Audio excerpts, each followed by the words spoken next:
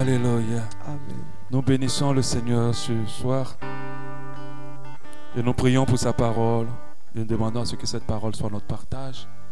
Est-ce que nous pourrons prier ensemble? Sois béni parce que tu nous fais du bien et ta parole est notre partage ce soir. Et tu me remplis par ton esprit afin que je libère ta parole exactement comme tu me l'as donnée, comme tu veux que je la transmette. Et que tout le cœur en ce lieu soit disposé à la recevoir. Et que tous ceux qui passent par les épreuves soient remplis de ta force. Et que ta force soit leur partage. Que ce soit les épreuves de souffrance, que ce soit les épreuves de tentation, que ce soit les épreuves du dégoût de la vie, Seigneur. Que toi-même tu agisses. Que ce soit les épreuves de confusion, que ta main de grâce libère une force pour eux ce matin. Ce soir plutôt au nom de Jésus. Alléluia. Que Dieu nous bénisse. Amen. Nous allons continuer avec ce qu'on a commencé à voir hier. Nous restons dans nos 3 jours de jeûne. Nous avons encore jeûné aujourd'hui. Et nous jeûnons pour nous rapprocher vraiment du Seigneur. Le jeûne mortifie la chair et donne la force à l'esprit. Et nous savons que c'est l'esprit qui nous donne la capacité de suivre Dieu. Si notre esprit n'est pas régénéré, s'il n'est pas fortifié, alors nous sommes exposés et nous sommes affaiblis. Alléluia. C'est pour cela que nous sommes là. Je ne sais pas dans quel état tu te présentes à Dieu ce soir, mais j'aimerais te dire que tu ressortiras avec sa force. Alléluia. Au nom de Jésus, il te relèvera. Il te relèvera, il te relèvera.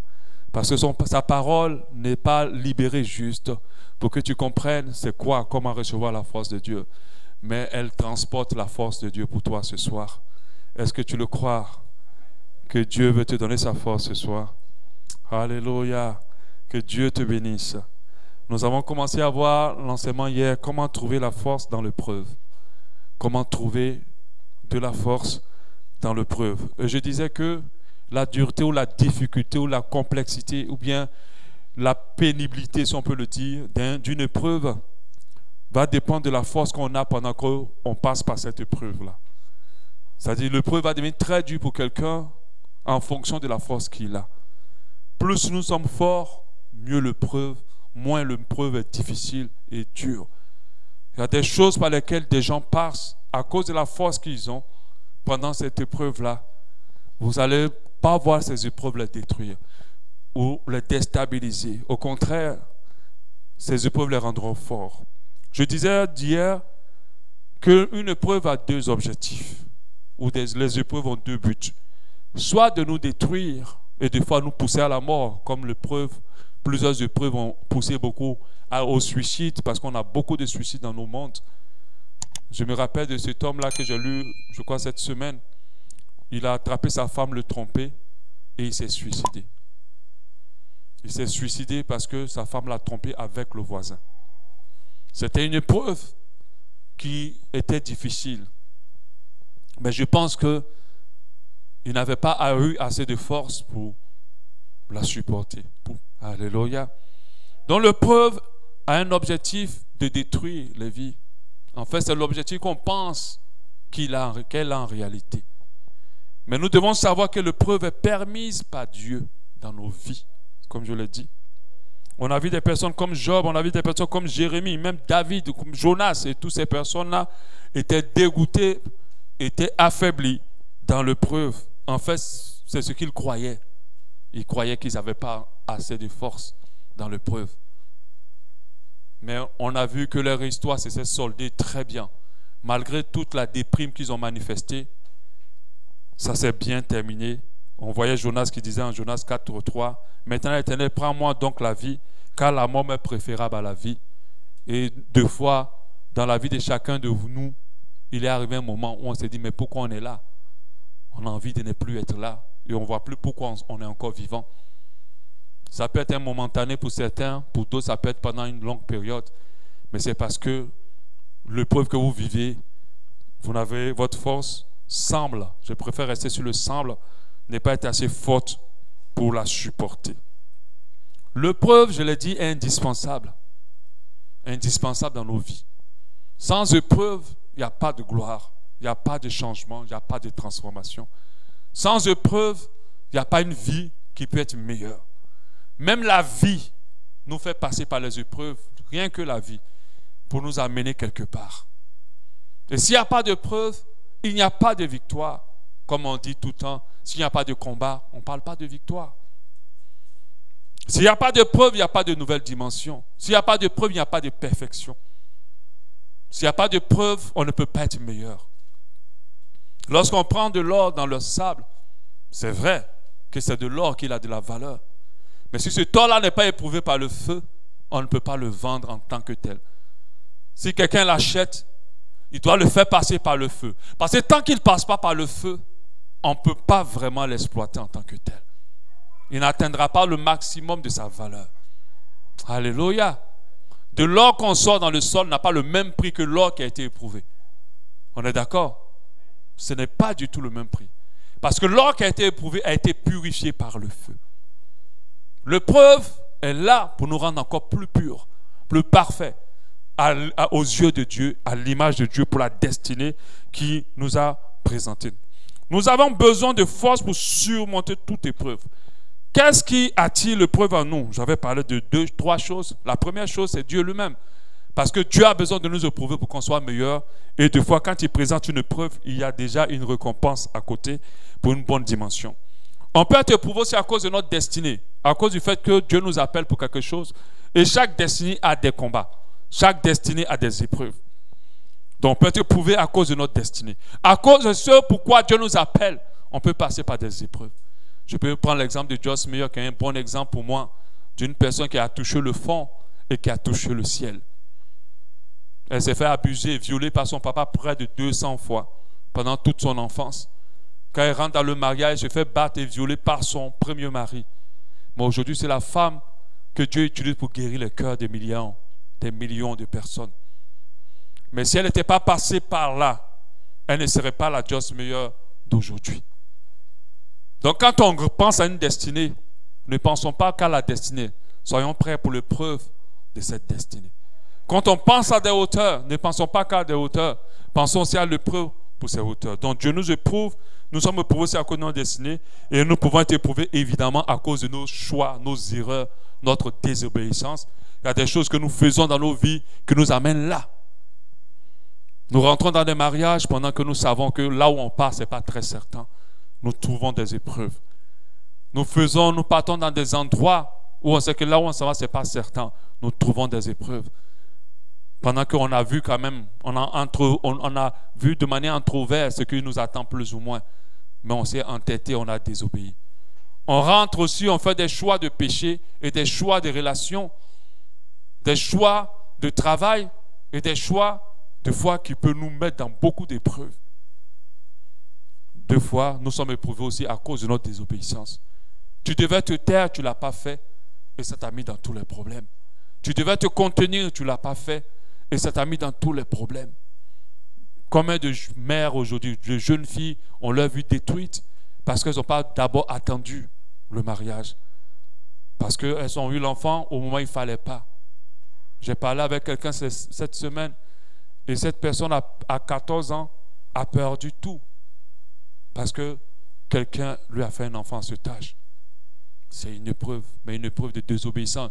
Mais cela ne veut pas dire que sa vie était gâtée en ce moment. Parce que peu importe le type d'épreuve, il y a toujours une dimension élevée pour nous. Même l'épreuve que nous faisons, que nous récupérons par désobéissance, a une bénédiction pour nous. Alléluia. Peu importe l'épreuve, Dieu a un plan de gloire pour nous. Donc les épreuves de désobéissance ne sont pas des épreuves de destruction. Parce que Dieu ne fait rien pour notre malheur, ni pour notre destruction. Mais si tu t'es trompé et que tu n'as pas obéi, sache que ce n'est pas encore fini. Si tu supportes avec la force de Dieu cette épreuve, Dieu va t'amener dans une dimension que tu n'aurais pas imaginée. On a vu le cas de David, quand il a couché la femme d'Uri et qu'il a tué Uri lui-même. Même s'il n'a pas fait de ses propres mains. Tout a commencé à être compliqué pour lui. Mais pas compliqué pour lui parce que Dieu voulait le détruire. Compliqué pour lui parce que Dieu voulait qu'il reste l'homme selon son cœur. Jusqu'en le Nouveau Testament, on appelait encore David l'homme selon le cœur de Dieu. Et Dieu ne l'a pas lâché. À cause de David, Dieu a béni Salomon. Donc imaginez un Dieu qui était dessus de toi. Je ne pense pas qu'il va encore bénir tes enfants. Aujourd'hui, Jésus s'appelle fils de David. On ne dit jamais fils de Jacob. On ne dit pas jamais fils d'Abraham. Alléluia. Jésus s'appelle fils de David. Amen. Normalement, sa désobéissance devait le détruire. Mais David a su chercher sa force en l'Éternel. Pour que cette désobéissance ne soit pas destructrice pour lui. Malgré qu'il a fait quelque chose de mal. Vous connaissez Dieu à cette époque, il l'aurait tué. Alléluia. Il l'aurait tué. Mais il n'a pas fait. Il a fait passer par le feu. Pour qu'il soit bien. Pour qu'il soit meilleur. De telle sorte que demain, le Messie va porter son nom. Jésus porte le nom de David. Il porte le nom de fils de David. Alléluia. Amen. Donc, nous devons comprendre que peu importe le type de preuve, Dieu le permet toujours pour notre bon, pour notre élévation. La Bible dit que Dieu châtie ceux qui l'aiment. Quand Dieu te frappe, mon frère, ma soeur, quand Dieu te fait passer par les épreuves parce que tu as désobéi, c'est parce qu'il t'aime. Parce que si Dieu ne te parle pas, tu es bon pour l'enfer et tu es bon pour un grand trou plus terrible. Il y a des gens qu'ils ont tués, ils volent tout le temps. Dieu ne les sanctionne pas. Et puis un jour, ils ont volé, on leur a cassé sa tête avec la brique le même jour. Mais s'il était passé par un truc chaud, qu'il a bousculé, puis il a dit, ça seulement c'est bon, j'arrête. On n'aurait pas cassé sa tête. Et peut-être qu'il serait devenu meilleur. Aujourd'hui, dans le corps de Christ, on a des grands voleurs qui sont des anciens grands voleurs. Parce qu'à un moment donné, il y a une épreuve qui est venue les toucher. On a des grands tourneurs de pornographie ou de films pornographiques, de prostituées. Parce qu'un jour, l'épreuve est venue les trouver. Et puis Dieu les a rendus meilleurs. Aujourd'hui, ils peuvent annoncer l'évangile. Mais le plus dangereux, c'est lorsque l'épreuve passe et tu restes pareil. C'est là qu'il y a problème. La Bible dit, je puis tout par celui qui me fortifie. Et j'ai dit que ce verset veut dire, je peux y arriver parce que Dieu me donne sa force. Donc ça veut dire que rien n'était impossible tant que Dieu te donne sa force. Même la tentation ou la faiblesse la plus grande de ta vie, Dieu peut te permettre de la surmonter. Maintenant, ce que je veux savoir, est-ce que toi, tu le crois? Alléluia. Un enfant de Dieu n'est désarmé devant rien. Devant aucune montagne, devant aucune situation. Parce que le Dieu qu'il suit, c'est le Dieu à qui rien n'est impossible. Alléluia. Quand on est face à l'épreuve, la réaction qu'on a des fois, c'est de se laisser abattre, de déprimer, de tenter d'abandonner ou d'abandonner, de quitter ou s'enfuir, se mettre en colère, d'être désagréable, être dégoûté de la vie, comme ça arrive, avoir envie de tout foutre en l'air, comme on le dit, être perdu, se morfondre, s'apitoyer sur soi-même pour ceux qui aiment beaucoup, tirer la sympathie des autres, pleurer, s'attrister, devenir méchant des fois, douter de Dieu, ne plus croire en rien, croire que nous sommes maudits, ça encore c'est une grave erreur. Haïr l'autre ou en vouloir à l'autre, nourrir de l'amertume, parce qu'il y a des gens quand ils passent par l'épreuve, leur cœur est sombre après l'épreuve. Être déstabilisé, avoir sa vie détruite, perdre l'espoir, maudire Dieu, accuser les autres, se sentir abandonné par Dieu. Dieu ne t'abandonne jamais. J'ai déjà dit qu'il est fidèle, et le mot fidèle, ce n'est pas juste en décoration. C'est un Dieu d'engagement.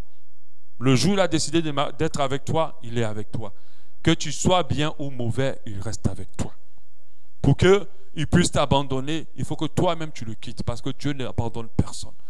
Dieu, le Dieu, comme les relations, la personne ne te quitte jamais. Mais c'est toi qui dis c'est bon. C'est comme ça qu'il fonctionne. Il se retirait de son peuple quand son peuple péchait. Mais au temps de la grâce, il n'abandonne personne. Alléluia. Se précipiter aussi dans la résolution de l'épreuve. Être très impatient. Parler aux mauvaises personnes. Se suicider. Se culpabiliser. Et deux fois, une des graves erreurs dans l'épreuve, c'est de se plaindre, de confesser, de proférer ce qu'il ne faut pas dans l'épreuve. Nous avons besoin dans l'épreuve de la force pour continuer à espérer, la force pour continuer à y croire, la force physique lorsque c'est une maladie, la force pour notre soutien, la force pour persévérer, ne point abandonner, la force aussi pour s'humilier et se repentir. Alléluia. Dans l'épreuve, on a besoin de ça. La force morale, psychologique aussi, pour ne pas être tiré dans la dépression, la déprime. La force pour se contenir, afin de ne pas réagir comme le diable attend. Parce que d'autres, c'est quand ils sont éprouvés que beaucoup de choses arrivent à eux et qu'ils tombent dans plein de choses qui ne sont pas bien. La force aussi pour se taire, pour ne pas maudire Dieu, pour ne pas parler mal, pour ne pas parler n'importe comment. Comme la femme de Job a demandé à Job, maudit Dieu et meurt. Dans l'épreuve, des fois les choses sont au bout de tes lèvres, tu as envie de dire. Mais il y a des gens, dès que ça ne va pas, dès qu'ils sont dans l'épreuve directe, ils commencent à proférer des paroles négatives. La force pour rester patient, supporter patiemment l'épreuve. La force pour continuer à vivre et continuer sa vie, parce que rien n'est fini pour toi. La force pour reprendre et recommencer aussi. Parce que l'épreuve peut être le fait que tu as fait longtemps, puis ça s'est détruit. Tant que tu as encore un jour à vivre, ta vie peut changer. Tu peux réussir et les choses peuvent se replacer. C'est le diable qui te fait croire que tu es raté et que ta vie est ratée. C'est un mensonge. On a vu Dieu prendre des gens qu'on ne peut même pas imaginer et les mettre à des hauteurs. Récemment sur Facebook, j'ai vu un monsieur qui vendait, je ne sais pas, qu'on dirait des bananes ou des trucs, il avait sa brouette. Et le même monsieur était dans une grande entreprise, devenu riche. Bon, c'est vrai qu'aujourd'hui, avec le fait que les gens font beaucoup de fétiches, on peut douter de ça. Mais je crois que Dieu a la capacité de prendre quelqu'un en bas et le mettre en haut. Je crois que Dieu peut changer la vie de quelqu'un. Aujourd'hui, peut-être que tu n'as pas de valeur pour les gens de ta famille. Mais je vais te dire, Dieu ne te regarde pas à l'image que tu as aujourd'hui. Quand il a appelé Gédéon vaillant héros, Gédéon était un peureux qui n'avait même pas gagné un seul combat. Alléluia. Dieu t'appelle du nom dans lequel il va te lever. Donc Dieu peut élever encore aujourd'hui. La force de reprendre à zéro, la force de ne pas abandonner, c'est la voie de Dieu. Parce que beaucoup ont lâché Dieu dans l'épreuve. Rien ne peut me séparer de l'amour de mon Dieu. Ce n'est même pas les problèmes, ce n'est pas les situations, même pas la mort. Je ne sais pas ce que je vais dire aux gens lorsqu'ils vont m'attraper pour dire renonce à Jésus selon tes gorges, mais je suis sûr qu'ils ne vont pas arriver à me dire je renonce à Jésus. Peut-être je vais leur demander pardon, ne me tuez pas. Mais jamais ça sortira de ma bouche que je renonce à Christ. Parce que j'ai goûté Christ personnellement. Et ce n'est pas une situation qui va me retirer Jésus. Personne n'y arrivera. Personne. Parce que d'autres, quand ils passent par l'épreuve, ils abandonnent Dieu. Parce qu'on leur a enseigné que lorsqu'on est avec Dieu, il n'y a plus de preuves. La Bible dit que ce qu'on hérite, c'est la persécution aussi. Ça fait partie de notre héritage. Les premiers chrétiens ont été tués à cause du nom de Jésus. Regardez Étienne, le premier a été tué à cause de Jésus. Et de quelle manière il est tué dans la Bible? Par lapidation. Imagine-toi à sa place, on prend des cailloux, tu les vois, on les entasse, parce que quand tu lapidais avant, tu ne voyais pas les cailloux venir de nulle part. Tu voyais bien les cailloux entassés devant toi. On les entassait, et puis chacun se mettait autour. Vous voyez un peu les films arabes. Et puis chacun prend une pierre, et puis on dit allons-y. D'ici là, tu as déjà renoncé à ton Jésus. Mais lui, il est resté. Alors, qu'on ne donne aucun pouvoir à une épreuve de t'éloigner de Dieu. Alléluia. Même l'épreuve où ta vie est menacée. Alléluia. Parce que nous, on sait qu'après ce rideau, il y a une autre vie derrière. Après tout ce que les gens font en apparence dans ce monde-là, tout ce qu'on monte et puis on dit ça va bien, il y a une autre vie. J'étais en train d'écouter l'enseignement du pasteur Atoms, son témoignage, et il parlait de sa femme qui avait été très gravement malade. Je pense que vous devez le connaître, celui de Gaël Musique, avec Shiloh, sa femme. Et il avait posté une photo de sa femme très amaigrie, une photo choquante. sur Internet le jour de l'anniversaire de sa femme. Et les gens ont commencé à le bombarder. Ils disent, mais comment tu peux présenter ta femme comme ça, comme ça? Il a dit, mais non.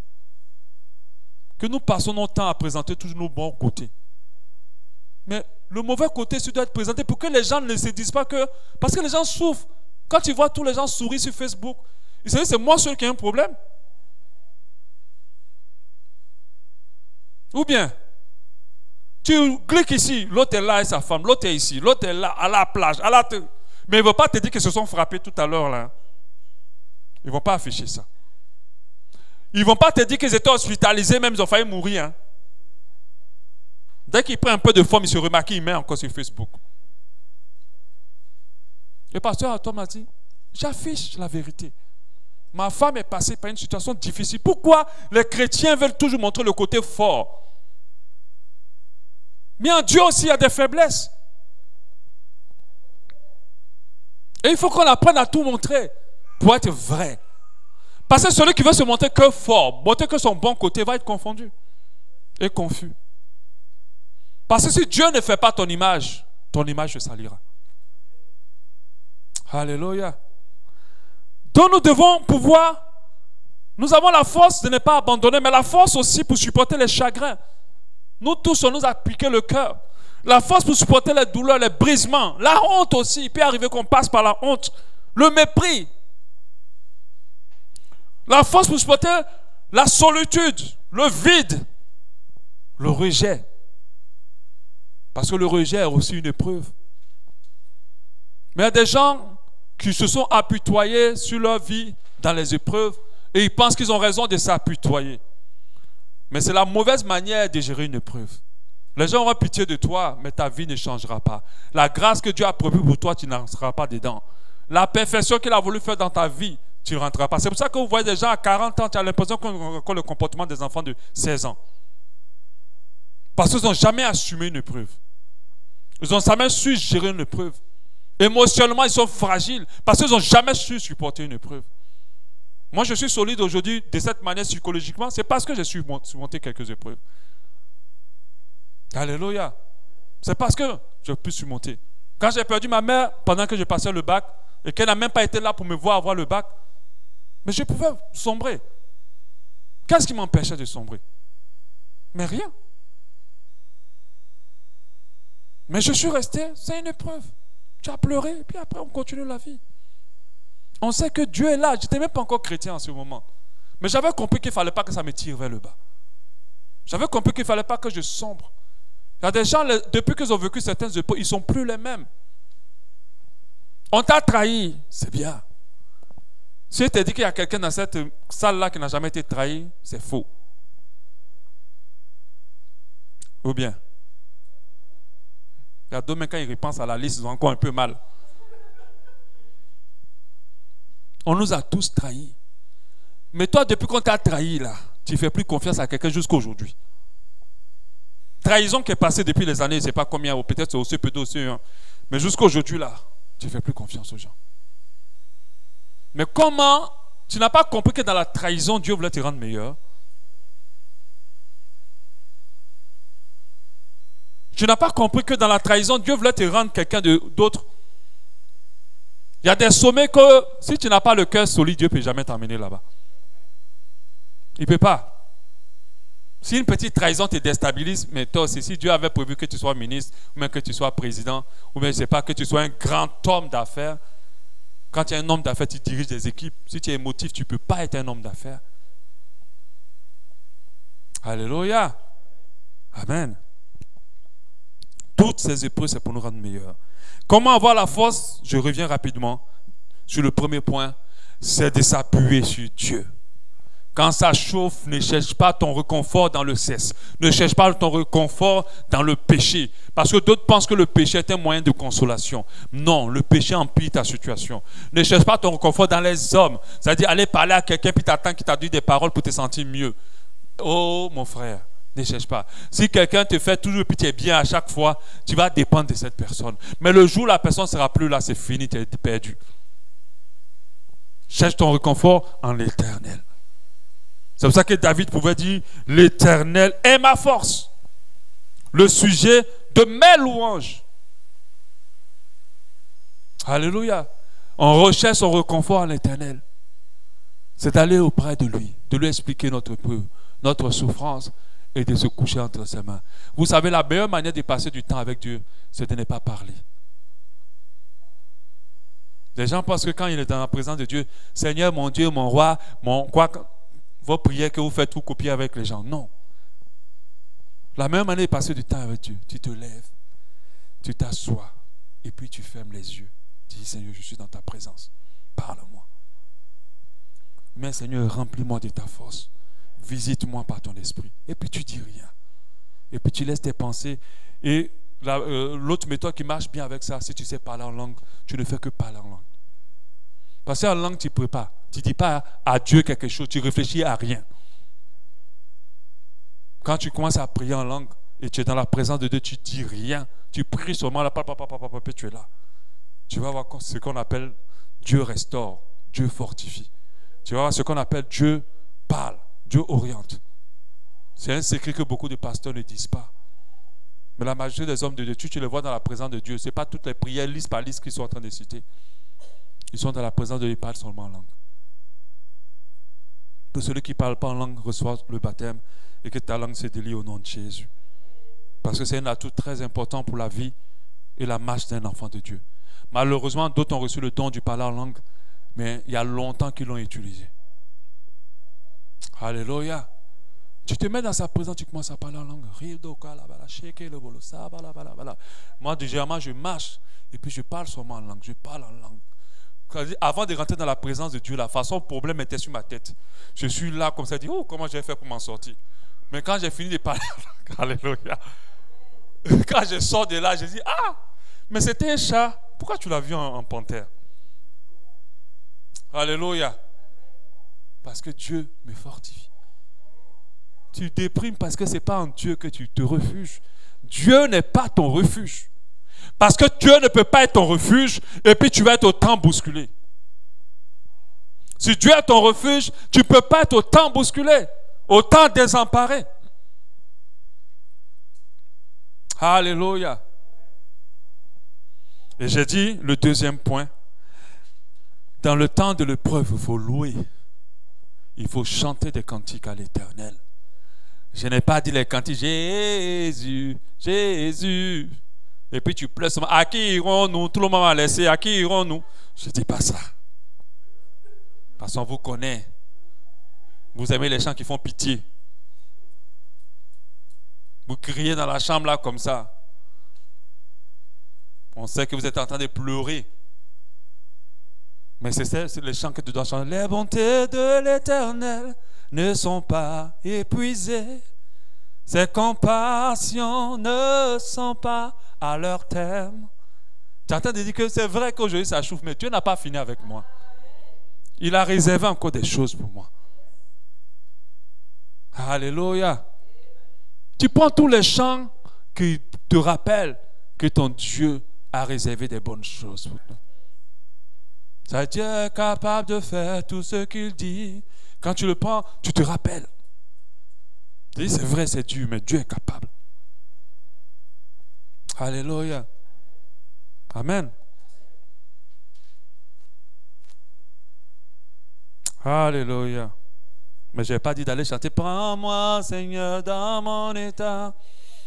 Là, ce sont des chansons pour pleurer encore plus dans la présence de Dieu. Pas dire, je suis tellement sale, Seigneur, je souffre trop. Dieu n'a pas pitié. Il va seulement te donner les mouchoirs, tu as essuyé ta pleurs. Et puis il attend maintenant l'acte de force et de foi de ta part. Quand on est dans l'épreuve 3, il faut se tourner vers la prière aussi. Parce que se confier à Dieu, c'est d'aller parler à ton Père et de lui dire voilà ce que je vis. Et puis l'écouter. Mais la prière aussi peut être une situation, un moment, une manière de gagner la force. Quand tu te lèves, tu dis Seigneur, voilà ce qui m'arrive. Étends ta main de grâce, soutiens-moi, donne-moi ta force. Tu pries dans sa présence. Je sais qu'il n'y a pas d'issue, mais avec toi, il y a des issues. Mais il faut que ça soit une prière de foi. Pendant que tu es en train de prier, tu vas recevoir la force. Sincèrement, celui qui rentre dans la présence de Dieu, sincèrement. Parce qu'il y a des gens qui vont juste cocher le temps de prière de la journée. Mais il y a d'autres qui vont vraiment rencontrer Dieu. Parce que quand tu vas rencontrer Dieu, tu ne peux pas prier d'une manière où c'est pour dire j'ai prié ce matin. Tu pries d'une manière où tu te dis que tant que ce n'est pas bon, je ne sors pas là. Et tu pries d'une manière où tu te dis Seigneur, je suis nu devant toi, fais ce que tu as à faire. Alléluia. On a vu le cas de Jésus. Lorsqu'il était dans cette épreuve, comme Christ pouvait ressentir les choses avant qu'elles arrivent, la douleur de ce qu'il attendait, il la vivait déjà. Jusqu'au point, quand il va se réfugier dans la prière, le sang se transforme, sa sueur se transforme en sang. Donc imaginez le niveau de stress ou d'angoisse de l'épreuve de Christ.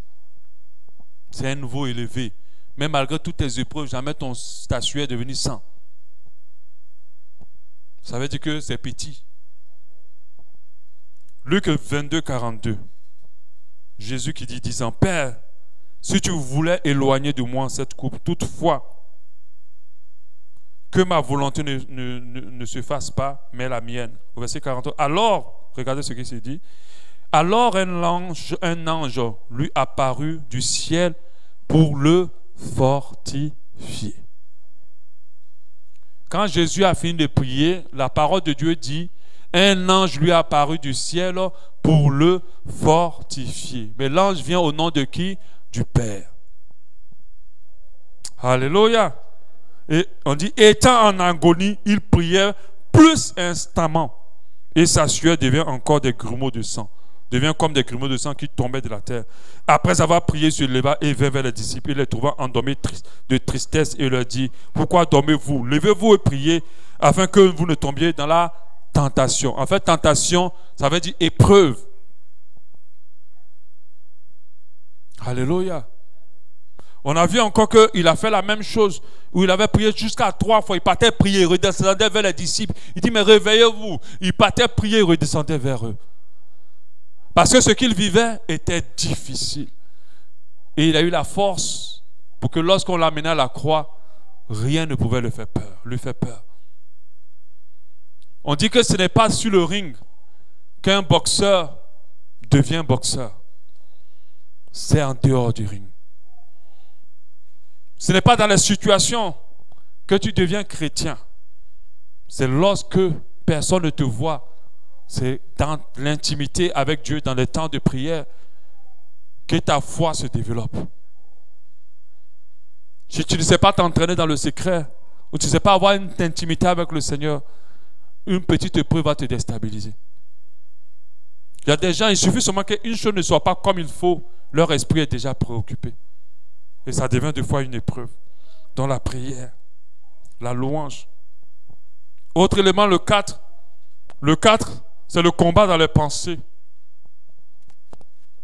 Quand tu es dans l'épreuve, le diable vise tes pensées. Et au travers de ce qu'il va mettre dans ta tête, c'est là qu'il va te retirer toute ta force. Se repasser dans son cœur, dans ses pensées, les promesses et les bontés de l'Éternel et ses compassions pour nous. Lamentation 3, 19. Il dit, quand je pense à ma détresse, donc, c'est-à-dire je pense à mon problème, à ma misère. Il ne parle pas seulement de détresse, il parle aussi de misère. À l'absinthe et au poison. Quand je pense en fait à tout ce que je souffre, c'est ce qu'il dit. Il dit, quand mon âme s'en souvient, elle est abattue au-dedans de moi. Quand on parle d'abattement, on parle de quelqu'un qui perd la force. On est d'accord? Donc, ce qu'il est en train de dire ce verset, il ne faut pas penser à ça. Amen. Sinon, la conclusion, c'est l'abattement. Et l'abattement, c'est quoi? Manque de force. On est d'accord? Il dit, voici ce que je repasse maintenant dans mon cœur. Ce que je décide, moi, de repasser dans mon cœur. Ce qui me donnera de l'espérance. Il dit, les bontés de l'Éternel ne sont pas épuisées. Ses compassions ne sont pas à leur terme. Elles se renouvellent chaque matin. Oh, que ta fidélité est grande. Il rappelle que Dieu est fidèle à son cœur. Et l'Éternel, mon partage, dit mon âme, c'est pourquoi je vais espérer en lui. Il dit, quand je pense à mon problème, toute ma force part. Mais quand je refuse de penser à mes problèmes, que je pense aux bontés de l'Éternel, je reçois la force.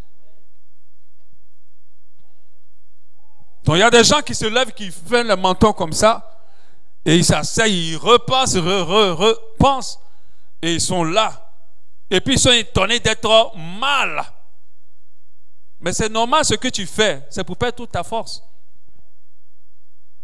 Le ruminement nous fait perdre la force. Mais lorsque nous pensons aux bontés de l'Éternel, notre force grandit.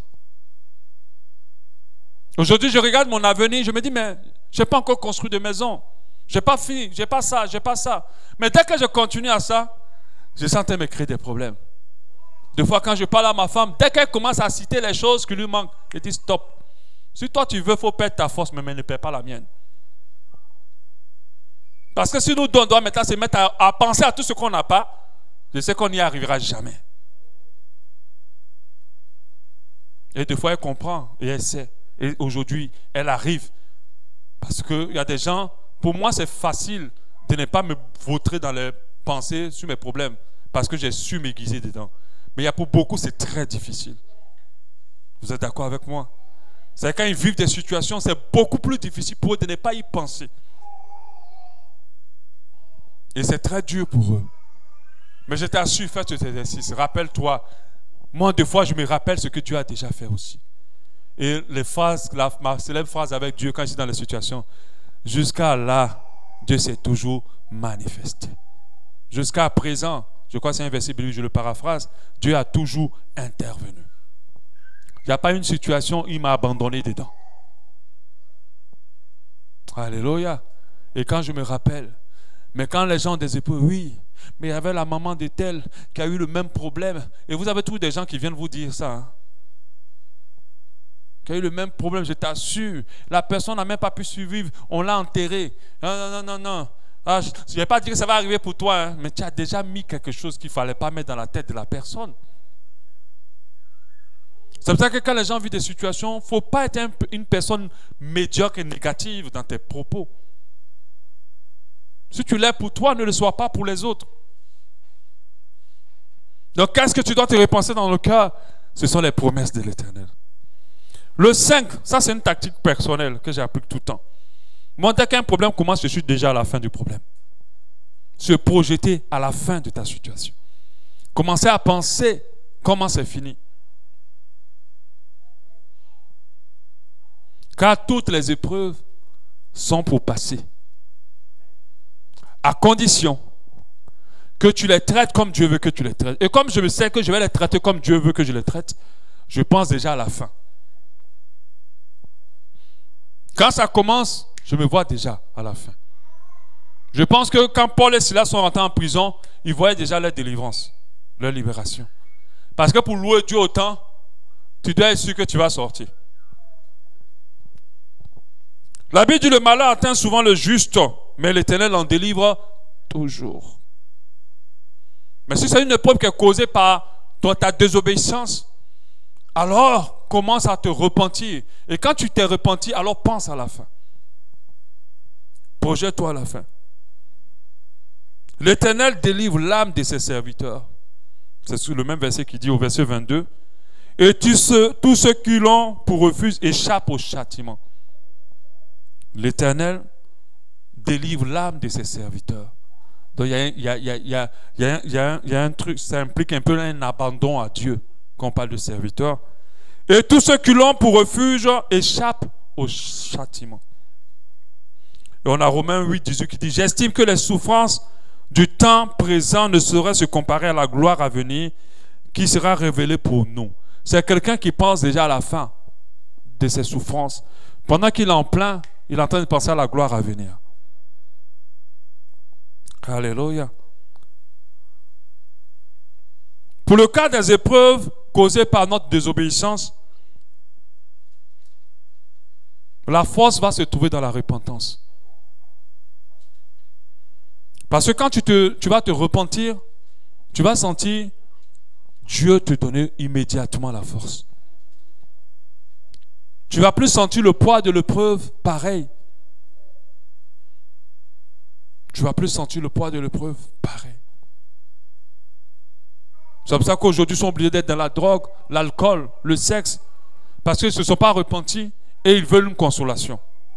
Donc ils sont obligés de trouver des alternatives, des consolations momentanées, qui ne vont pas les aider vraiment à être consolés et apaisés. Qui ne va pas les aider vraiment à avoir la paix. Alléluia. L'humilité, la confession, la repentance, la véritable repentance nous apaise dans l'épreuve.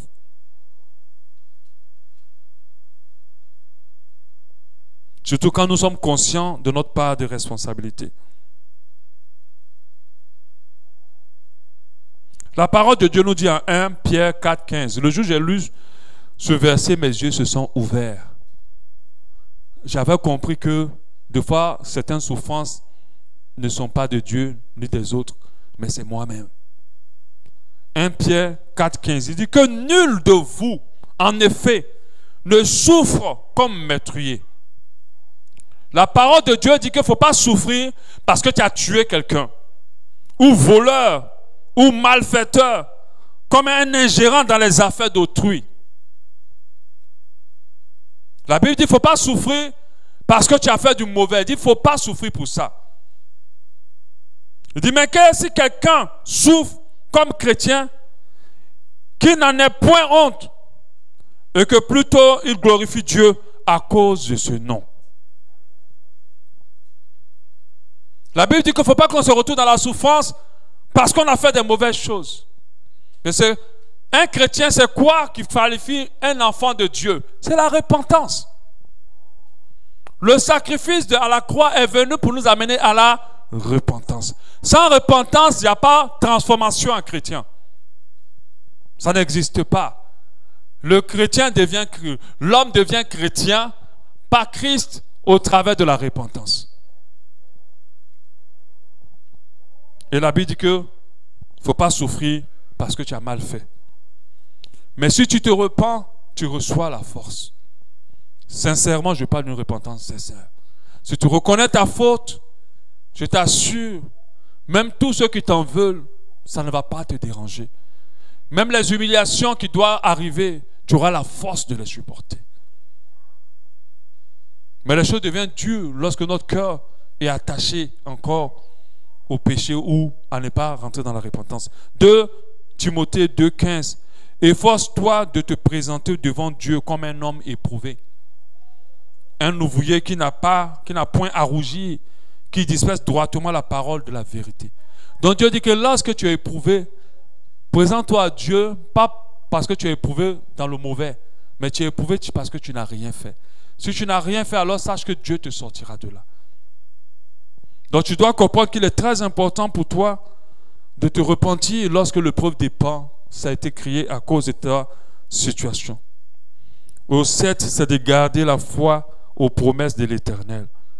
Il dit en Josué 1, 9, ne t'ai-je pas dit fortifie-toi et prends courage, ne t'effraie point et ne t'épouvante point, car l'Éternel ton Dieu est avec toi dans tout ce que tu entreprends. Au psaume 40, au verset 1 jusqu'au 3, il dit, j'avais mis en l'Éternel mon espérance, il s'est incliné vers moi, il a écouté mes cris, il m'a retiré de la force de destruction, du fond de la boue, il a dressé mes pieds sur le roc, il a affermi mes pas, il a mis dans ma bouche un cantique nouveau, parce que Dieu va le permettre de chanter une louange à notre Dieu. Beaucoup l'ont vu, ont eu de la crainte et ils se sont confiés en l'Éternel. Et le dernier élément, c'est de croire que cette épreuve n'est pas au-dessus ni au-delà des forces que tu as. Dieu ne permettra jamais que tu sois éprouvé plus que la force que tu as. Mais en fait, c'est ce que le diable va te faire croire. Et tu vas entendre quelqu'un dire, je ne peux pas supporter. Je n'arrive plus à supporter. Même s'il ne le dit pas à quelqu'un, il va le dire dans son cœur. Jusqu'à quand? Jusqu'à quand? Je ne peux plus, c'est trop dur, c'est trop difficile. Oh, j'ai mal, je souffre. Mais en fait, c'est parce que tu penses que tu n'as pas la force. Mais si tu tournes un peu à chercher la force que Dieu a mis en toi, tu vas te rendre compte que tu as la force de surmonter cette épreuve. Tu vas te rendre compte que tu as la force de surmonter cette humiliation. Tu vas te rendre compte que tu as la force de surmonter ce rejet. Mais c'est parce que le diable te donne l'option la plus facile, c'est-à-dire de laisser aller, que d'autres pensent qu'ils n'ont pas la force. Il y a des combats que tu mènes pour lesquels tu es déjà fort. Parce que ça serait injuste pour Dieu de te laisser éprouver par une épreuve qui est plus au-dessus de toi. Quand c'est le cas, Dieu amène ses anges. Il ne permettra pas que tu sois éprouvé au-delà de tes forces.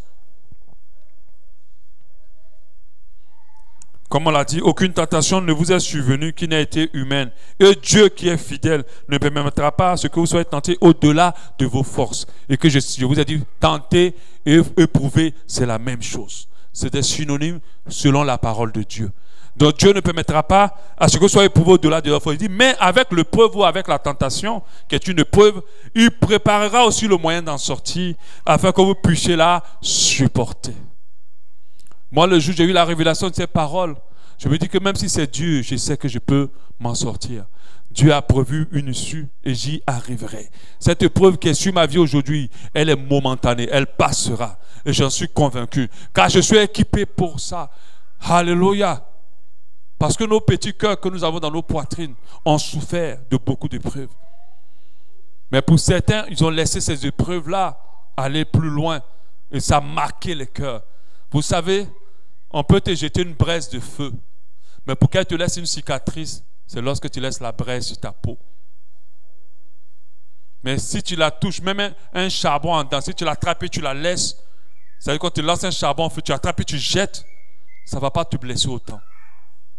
Et on va même pas, quand tu vas guérir, on ne va même pas savoir que le feu était passé par là. Mais si tu la conserves dans ta main, ça va te laisser une cicatrice, même des années, ça sera encore là. C'est pour nous faire comprendre que toutes les épreuves qui touchent à notre cœur, il ne faut pas les retourner dans notre cœur. Il faut les rejeter très vite. Il faut les éloigner rapidement. Il faut chercher avec du Saint-Esprit à les évacuer pour qu'elles ne marquent pas notre cœur. Parce que lorsque notre cœur est marqué, pendant que notre cœur est la source des bénédictions de notre vie, c'est la source de la vie dans notre vie. C'est là que tout ce que Dieu veut faire pour nous là est là. Alors, au lieu que la grâce de Dieu nous environne, c'est des choses autres qui nous environnent. Des fois, on pense qu'il y a la malédiction qui nous suit. Mais Dieu me dit que ce n'est pas la malédiction qui nous suit. C'est notre cœur qui est toujours pareil et qui attire toujours les mêmes choses à notre vie. Si notre cœur change, notre vie changera. Des fois, on a l'impression que les gens nous trahissent toujours, ils nous quittent, ils ne nous aiment pas vraiment. Mais ce n'est pas les gens. Ce qui est commun dans toutes tes histoires, c'est le même cœur que tu prends pour mettre dedans. Si ton cœur change, tu vas voir les gens qui vont t'aimer profondément et s'attacher à toi. Et rien d'autre ne va se passer. C'est parce que tu prends le même cœur pour vivre jusqu'à aujourd'hui que ta vie est pareille. Que tu as l'impression qu'il y a une malédiction. Le jour où tu as accepté Jésus, toutes les malédictions ont été effacées. Et tu dois le croire. Mais le problème, c'est que l'âme, Dieu ne transforme pas notre âme immédiatement. L'âme est transformée par un processus qu'on appelle la conversion. On appelle ça la circoncision. Alléluia. On appelle ça la conversion, la circoncision. Et c'est là que beaucoup ne laissent pas Dieu intervenir. Beaucoup ne laissent pas le Saint-Esprit intervenir. Le seul dénominateur dans toutes tes histoires, c'est ton cœur. S'il ne change pas, les choses ne changent pas. Changer ta vie, c'est changer ton cœur. Si tu changes ton cœur, même si tu n'es pas peut-être intelligent, même si tu n'es pas allé loin, la grâce de Dieu va découler dans ta vie. Alléluia. Les gens veulent des nouvelles vies avec le même cœur. Mais à un moment donné, ils vont se dire, il y a une malédiction. Parce qu'on observe ta vie, tu vas voir qu'il y a quelque chose qui se répète. Mais ça se répète à cause du cœur que tu ne changes pas. Alléluia. Donc nous devons comprendre qu'il est très important pour nous de veiller sur notre cœur. Il est important de comprendre que tout ce que nous vivons de difficile, nous sommes déjà équipés pour les surmonter. Dieu nous a équipés. Si ce que nous vivons de difficile est la conséquence de nos actes, repentons-nous. Tu sais, même si tu t'es repenti, que les gens ne veulent pas te pardonner, c'est suffisant que tu t'es repenti. Parce que la repentance, elle implique beaucoup de choses. Elle implique le fait déjà de confesser. Elle implique le fait de délaisser. Elle implique le fait de s'humilier. Quand tu as tout fait ça, et puis les gens ne veulent plus te pardonner, ce n'est pas grave. Mon frère, ma soeur, vas-y, continue ta vie. Non seulement le preux s'arrêtera et Dieu ne va pas t'imputer la situation. Alléluia. Et celui qui se repent sincèrement ne se culpabilise plus. Parce que là où il y a repentance, il n'y a pas de culpabilité. Alléluia. Donc je nous encourage, je nous encourage vraiment à gérer. Parce que je finis d'enseigner. Si j'enseigne ce message, c'est pour vous dire sans prophétie que les épreuves dans vos vies ne sont pas terminées. Je ne suis pas en train de nous maudire. Ce n'est pas fini. Il va en avoir. Mais quand ça va venir, tu vois un bon papa dire, mon fils, quand tu vas grandir, tu vas voir les femmes, mais voilà comment tu dois te comporter avec eux. C'est un bon avertissement. Quand les épreuves vont venir, rappelle-toi cet enseignement. Quand on va le mettre en ligne, je t'encourage à encore aller le réécouter. Il faut que ton âme s'imprègne de cet enseignement. De telle sorte que ça ne soit plus par réflexion, mais ça soit maintenant ta nature lorsque tu vis les épreuves. J'ai vu plusieurs personnes dans cette assemblée être transformées devant mes yeux face aux épreuves. J'avais des gens qui étaient très peureux, qui paniquaient pour tout. Mais aujourd'hui, qui sont plus sereins que jamais. Mais pas parce que leur situation a complètement changé, mais c'est parce qu'ils n'ont plus le même cœur dans la situation. Alléluia. Alléluia. On va prier pour cela. Alléluia. Prions ensemble. Disons merci déjà à Dieu pour l'enseignement. Ya kalabala shebele bele kono mama mama mala selebo ye kolo bala bala kele bolo sakalabala shebele bele bele ye do sakalabala shekele bolo sa mala mala mala kele bolo sa ye bele bele bele kolo bala bala bala kele bolo shibili bili ya baba baba baba kalabala shekele bolo sakalabala ba ye bele bele bele kolo mala mala mala kele bolo shi ye kele bolo sakalabala bala kele bolo shibili bili ye bele bele bele kolo mala mala mala kele bala shebele. Nous te disons merci pour cet enseignement qui nous change, qui nous transforme face à l'épreuve, qui nous permet de recevoir ta force face à l'épreuve, qui nous permet d'être des personnes nouvelles dans l'épreuve, d'aborder les situations différemment. Oh kalabala shebele bele bele kolo bala bala bala kele bolo sibili bili yo kolo bala bala bala kele bolo shebele bele bele ya kalabala bala kele bolo sibili bili bili bili ya kalabala bala kele bolo sabala bala bala kele bolo shibili bili bili ye bele bele bele kolo bala bala bala kele bolo shibili bili bili. Merci Seigneur, merci Seigneur pour ta parole, merci parce qu'elle nous fait du bien, elle change nos cœurs, elle nous permet d'être des personnes différentes dans ta présence, au nom de Jésus, au nom de Jésus. Alléluia. Nous allons prier afin que chaque épreuve que Dieu permettra qui arrive à nos vies nous permet d'être meilleurs pour Dieu, nous permet d'être meilleurs, qu'aucune ne nous déforme négativement. Nous allons prier pour cela dans le nom de Jésus. Kalabala shebele bele kolo mala mala sebele bele kolo shalaba yibele bele bele kolo bala bala bala bala ya kalabala bala kele bolo shibili bili bili bili yo kolo bala bala bala kele bolo shibili bili bili yo kolo bala bala bala kele bolo shibili bili bili yibolo bolo kolo mala mala mala kele bolo shibili yo kolo bala bala bala kele bolo shibili bili bili. Que aucune preuve ne me déforme, aucune preuve n'est raison de moi, aucune preuve ne me tire vers le bas, aucune preuve n'est la victoire sur moi. Que ce soit les épreuves de maladie, que ce soit les épreuves de situations difficiles, que ce soit les épreuves d'humiliation, de rejet, que ce soit même les épreuves causées par ma désobéissance, qu'aucune preuve n'est raison de moi. Au nom de Jésus, qu'aucune preuve ne me déforme, aucune preuve ne me change. Dans le nom de Jésus, dans le nom de Jésus, dans mon nom de Jésus. Alléluia, alléluia. On va prier pour une chose. Tu vas demander à Dieu de restaurer les choses que l'épreuve t'a retirées.